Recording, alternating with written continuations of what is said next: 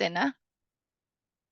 Ayan. So again po, ako si VR Buleda, ang founder ng AMV Learning and Development Center, at pag-uusapan natin ngayon saan ko makikita ang notice of school assignment para malaman ko kung saan ako mag-e-exam. So ipapakita ko po ang ating page sa inyo.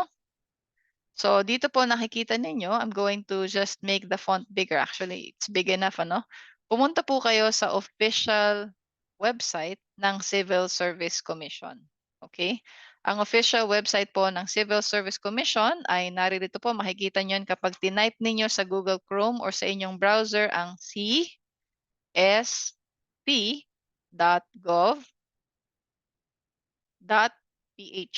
Yan. Pag yan po ang tinype ninyo, mapupunta po kayo sa official website ng Civil Service Commission.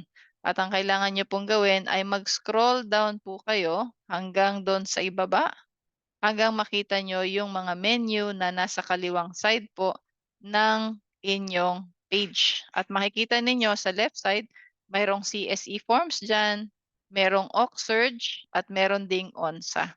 So ito pong ONSA ang inyong gustong i-click kasi ang ibig sabihin po niyan ay Online Notice of School Assignment. So pag kinlik nyo po yan, hihingi niya kayo ng mag-enter kung saang region kayo, saang province kayo, gano'n, no? Pero sa ngayon po kasi hindi pa yan updated. So kapag kinlik ko po yan, ang sabi niya, the online notice of school assignment is currently being updated. Please try again after 1 hour. Thank you. So sa ngayon po, hindi pa siya updated, pero at least ngayon po alam nyo kung saan kayo pupunta para malaman kung saan kayo mag-check ng inyong school assignment. So wag na wag po kayong pupunta sa regional office, wag din po kayong pupunta sa field office kung saan kayo nag-apply kasi hindi po doon gaganapin ang exam sa March 3. Yan po ay gaganapin sa mga public school na inatasan ng Civil Service Commission para mag-hold ng ating exam. Okay? So mga elementary schools po yan at mga high school na public.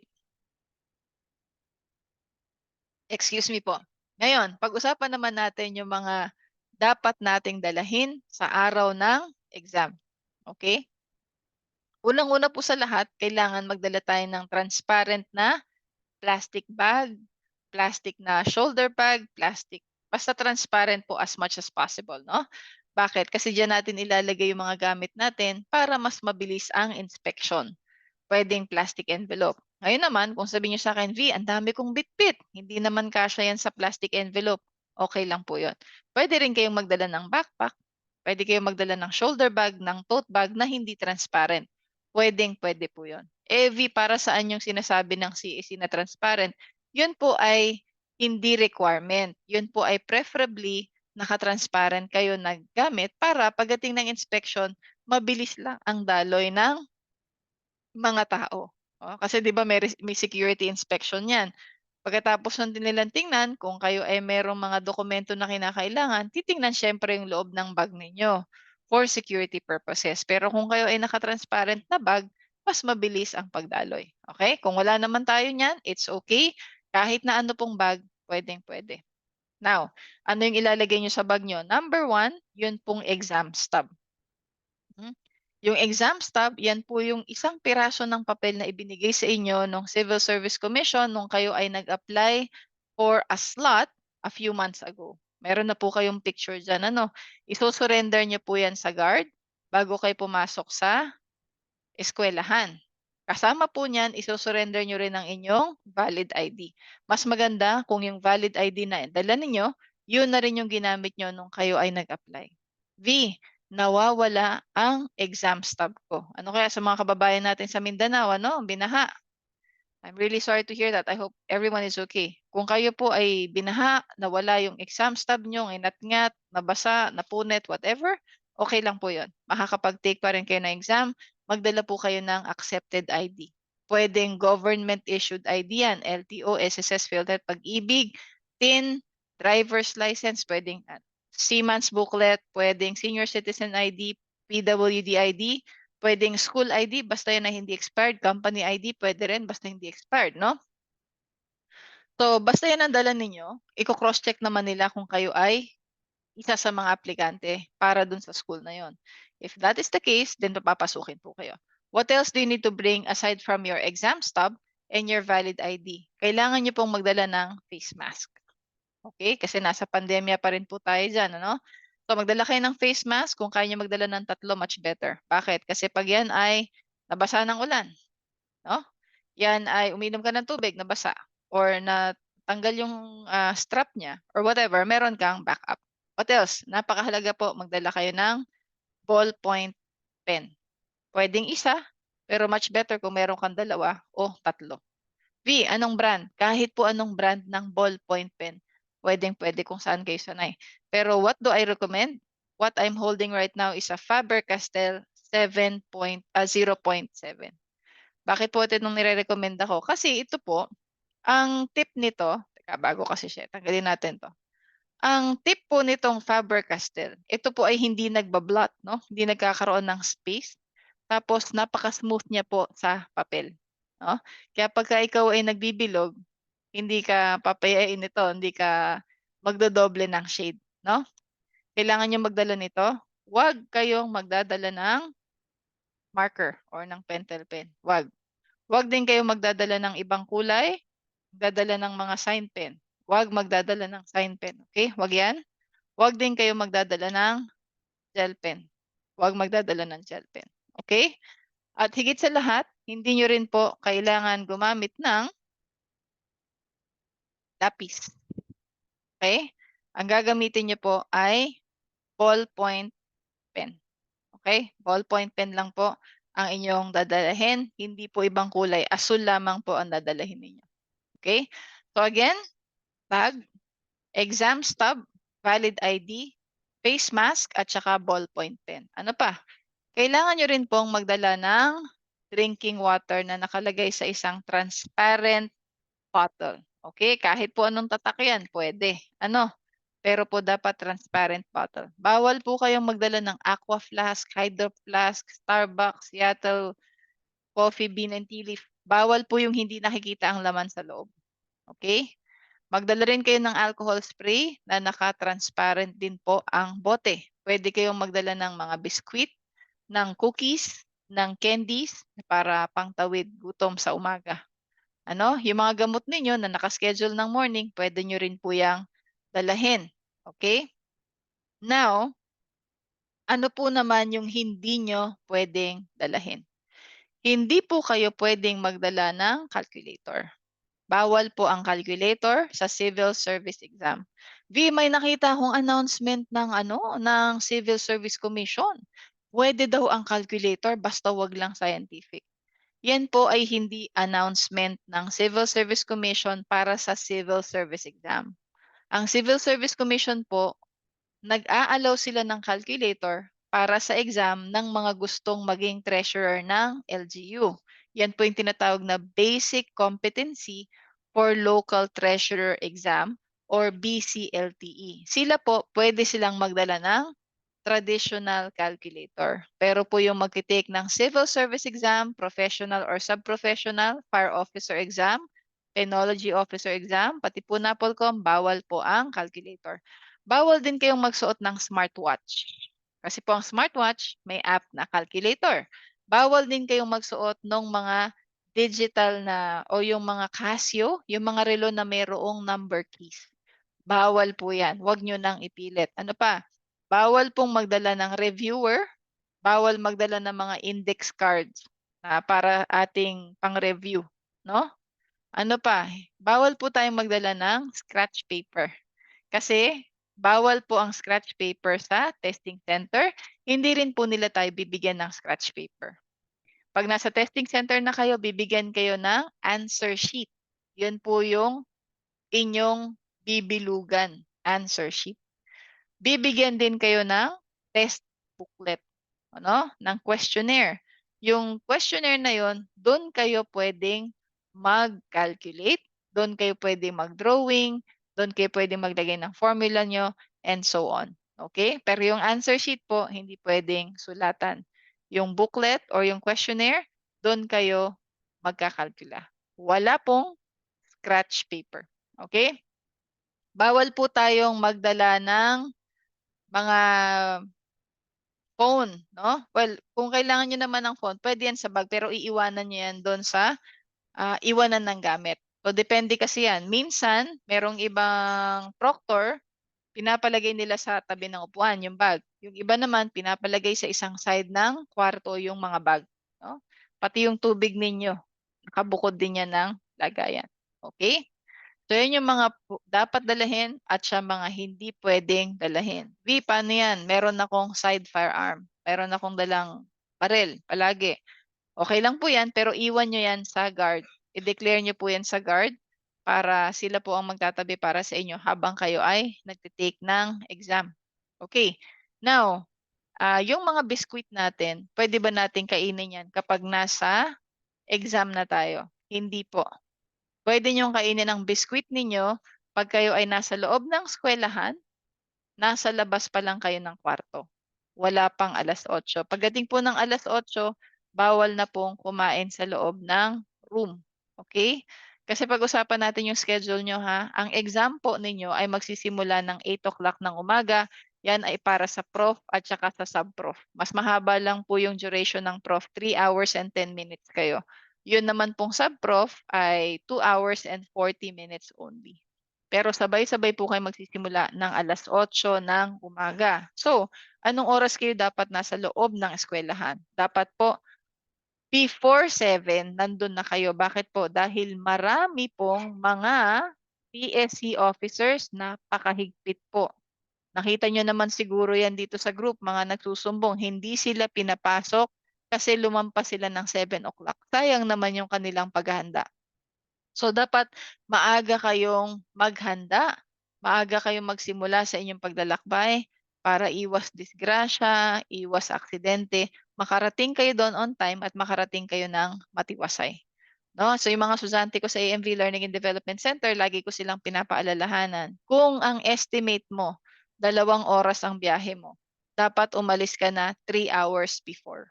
Kasi hindi natin alam kung kumusta ang lagay ng traffic. Tandaan niyo po, ang March 3 ay linggo. Linggo ng umaga. So, minsan kasabay niyo dyan yung mga maagang magsimba. Diba? Sabi niyo, hindi, maluwag doon kapag Sunday. Walang simbahan doon. O, let's say walang simbahan. Ako po, nag-ikot ako sa testing centers noong August 20 last year. Naku, napaka-traffic po.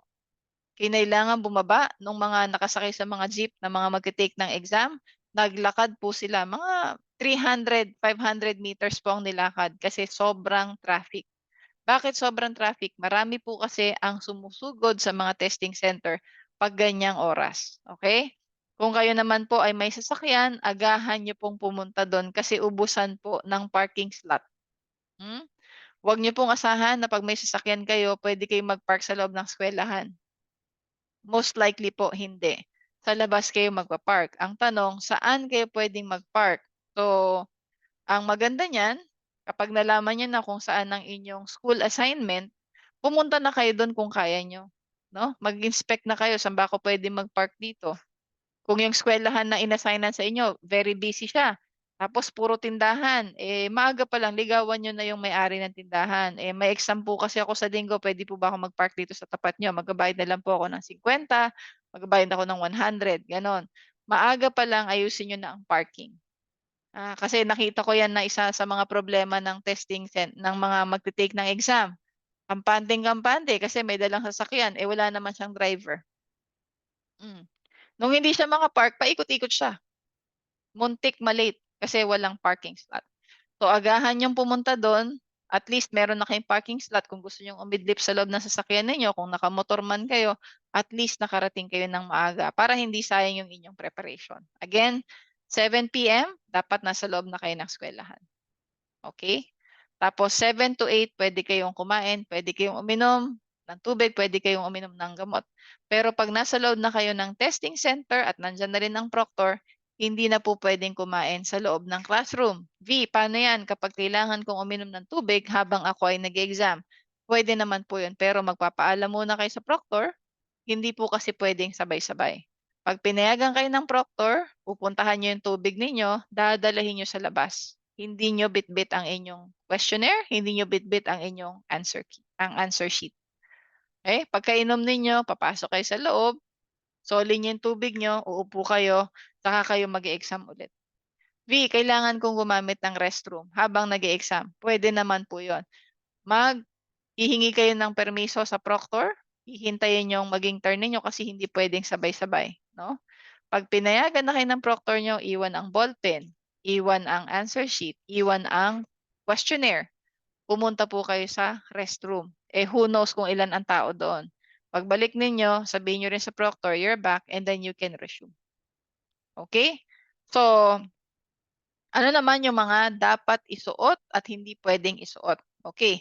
So, dadating na po in the next couple of weeks, maglalabasan na po ang mga advisory ng Civil Service Commission na nagsasabi na preferably white shirt. Okay? Again, ang sabi po ay preferably. Ibig sabihin, mas maganda kung ikaw ay nakaputing t-shirt. Bakit ba puti ang gusto ng Civil Service Commission? Again, for security purposes. Kung kailangan nila ng transparent bag para mas mabilis ang daloy ng mga tao sa inspection, ganun din po sa damit. And meron din isang issue dyan, ano? Para malaman kung may tinatago kayo sa loob. Kasi puti yan eh. May tinatago ka bang kodigo dyan? May firearm ka ba? You know? So, preferably white. V, wala akong white na damit. Okay lang po yon. Kasi nag-ikot ako ng mga testing center last August. May mga naka-black. Nakapasok naman. Kahit black yung t-shirt. Ano? V, kailangan ba naka-collared shirt? Hindi po. Ang bawal po. So again, pwede kahit anong kulay ha. Ang bawal ay sleeveless. Bawal. Ha? Bawal ang sando. Bawal ang naka-spaghetti strap. Bawal po yung naka-halter top, yung mga tank top, yung sobrang ikli, yung kita ang pusod. Bawal po yan. Okay? Bawal po yung damit na kita ang loob naman ng inyong katawan. Yung mga fishnet shirts, bawal po yan. Bakit? Ay nag-a-apply po kayo ng trabaho. Dapat disente ang itsura natin. Ano po, respeto na rin sa institusyon na gusto nating pasukan. Pagdating po sa pang-ibaba, bawal po ang shorts. Bawal ang tokong, basketball gear, mga jersey, bawal din yan. Kung kayo ay magpapantalon, bawal po ang maong na may punit. No? Bawal ang maong na may punit. Bakit? Kasi syempre pag nakaupo ka, ang punit ng maong mo nasa hita, di ba? Pwede ka maglagay ng kodigo dyan eh. No? So kung meron kayong maong, okay lang yan, basta walang punit. V, yung mga maong ko luma na eh.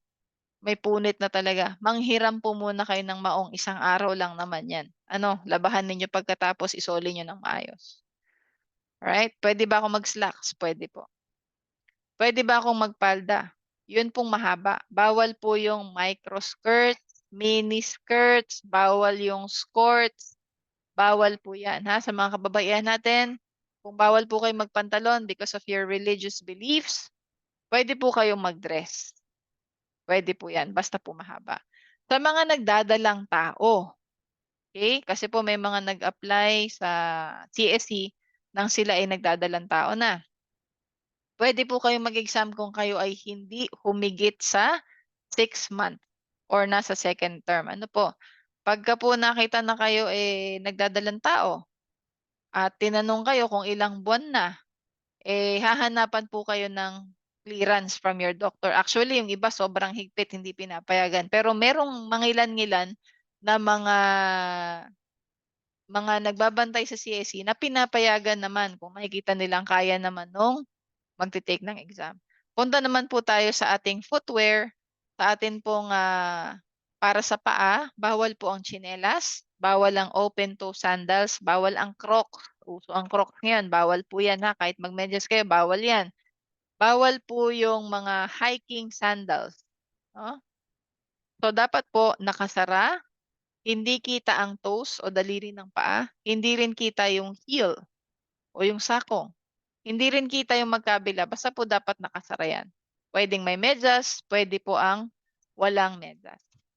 Okay? Yan po yung mga dapat isuot at hindi dapat isuot. Again, pwede po tayong magsuot ng kahit na anong kulay ng t-shirt, kahit anong kulay ng pantalon.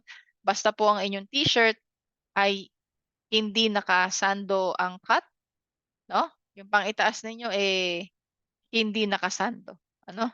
By the way, usapang ulo naman ngayon, Bawal po ang sombrero sa loob ng testing center. Bawal ang shades or sunglasses, no?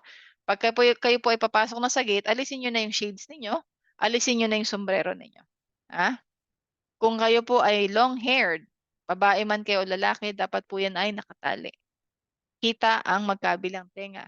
Sa mga kapatiran o kababayan natin of Muslim faith na kailangan mag-jihab, ang jihab po nakatakip ang tenga, di ba? Pero pagdating po ng inspection, meron pong isang room na may privacy naman, papakita nyo lang niyo po yung tenga ninyo sandali, and then bago kayo lumabas, pwede nyo na pong takpan ulit yan. Okay? Kasama po yan sa inspection. Okay? Am I missing anything else? So, napag-usapan natin yung para sa ulo, upper garment, lower garment, footwear, mga dapat dalahin, hindi pwedeng dalahin, at saka kung pwede tayong lumabas ng kwarto habang nasa exam. Pinag-usapan na rin natin yung schedule, dapat 7 p.m. nasa loob na kayo ng testing center. Now, since 3 weeks na lang po ang natitira, kung kayo ay may sasakyan, make sure na yung sasakyan ninyo, na-check nyo na yan, lalo na kung malayo-layo yung ita-travel ninyo. Check nyo na yung mga fluid niyan, brake fluid, kung yan man whatever fluid it is, oil, radiator, fluid, yung mga washer fluid ninyo, whatever it is, make sure na meron kayong pondo para pang gasolina. Motor man yan o hindi, kotse. No? And then, yung mga kinakailangang magbiyahe, o maghanda na kayo ng pamasahe ninyo hanggat maaga. Kung kailangan nyo mag-tricycle, yung exact change lang ang handa ninyo. No? Kung halimbawa, madaling araw yan, walang tricycle sa inyo, ngayon pa lang mangontrata ka na ng pwedeng sumundo sa'yo sa bahay. No? Kunin mo yung contact number ng tricycle driver, pumunta ka sa isang terminal, sabi mo, kuya, pwede mo ba akong sunduin ng March 3, alas 4 ng madaling araw, or alas 3, alas 2 ng madaling araw, whatever time it is. Pag sinabi niyang, oo, mag-usap kayo sa presyo, kunin mo yung phone number niya, tawagan mo, tingnan mo kung sasagot siya. Just for you to know if it's working. And then, a week before the exam, tawagan mo siya ulit, kuya, ako po yung magpapasundo. And then, 2 days before the exam, tawagan mo siya ulit, kuya, okay na tayo ha? Ganon. Okay? Lahat po ng sasakyan ninyo dapat mas maganda kung naka-exact change na kayo. Magkano yung tricycle? Magkano yung sa jeep? Sa bus? Sa MRT? Whatever it is. No? Kung halimbawa naman kayo magagaling sa napakalayo, dumayo kayo ng ibang region, ibang isla kayo o kabilang parte ng bundok, kailangan nyo mag-overnight sa ibang lugar. Apartment man yan, in, hotel, or whoever else, i-secure nyo na po ang inyong reservations ngayon pa lang. Mag-book na kayo ng hotel. Kung may kamag-anak kayo, tingnan nyo kung pwede kayo makitulog doon. Kung talagang all systems go. Tapos kung kasi merong mga hotel reservation niya, may mga estudyante ako, meron kasing hotel reservation na mag-reserve kayo ngayon, babayaran nyo sa hotel. Okay lang yun. Pero pag kayo ay nag-reserve sa hotel ng pay later, after nyo mabook yan, dapat tawagan nyo yung hotel mismo. Kasi may booking.com, may agoda.com, mga third party yan eh.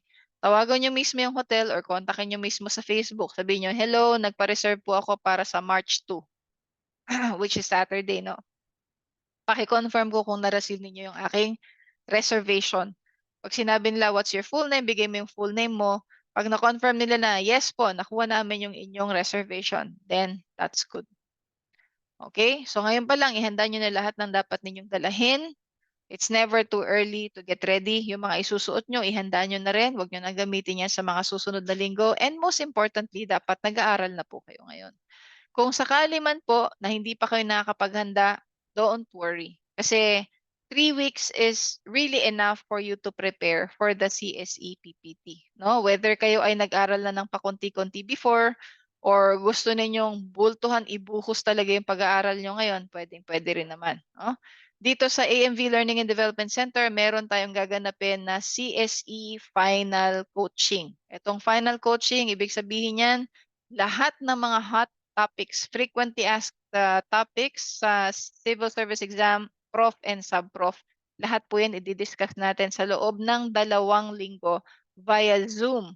No? Mag-Zoom tayo. So ako yung magtuturo at kayo yung sasabay sa ating mga exercises sa math, sa English, sa logic, pati na rin sa mga magsa-sub-prof, yun pong clerical operations. Ang kagandahan po nito, gabi-gabi tayo magkikita. Pamula 7 p.m. to 9 p.m., February 19 hanggang March 1, Mondays to Fridays. Zoom session po yan. Pero kung kayo ay mag-e-enroll na today, bukas na bukas din po, meron na kayong access sa ating mga video recordings, sa mga quiz, sa mga learning materials. Kaya po pwede na kayong mag-advance study. Okay? Kasi may access na kayo sa ating Google Classroom, pati na rin sa Google Chat. At dahil meron tayong promo ngayon, yung dating 3,000 pesos ay 2,000 pesos na lang po. If you want to grab that opportunity, na kayo ay gabi-gabing aalagaan, papaalalahanan, and we will really make sure na meron kayong safe learning environment para hindi kayo matakot sa pagtitake ng exam. Mag-PM po kayo dito sa AMV Learning and Development Center. Tayo pa ay meron ng 283 passers and counting for the past 2 years, no? So dito po sa atin sa AMV Learning and Development Center, all you have to do is go to our official Facebook page. Ano? So dito po kayo mag-PM. Ito po ang itsura ng ating Facebook. Ayan, AMV Learning and Development Center. So naka-promo po yan ngayon. Instead of 3,000 pesos ay 2,000 pesos na lang po yan para sigurado kayong pasado sa Marso. Okay? So ang coverage po niyan ay English, Math, Filipino, merong Filipino yan, may general info yan. Meron din yang para sa mga sub-prof yung clerical operations, para sa mga magpo-professional, meron siyang logic. Okay?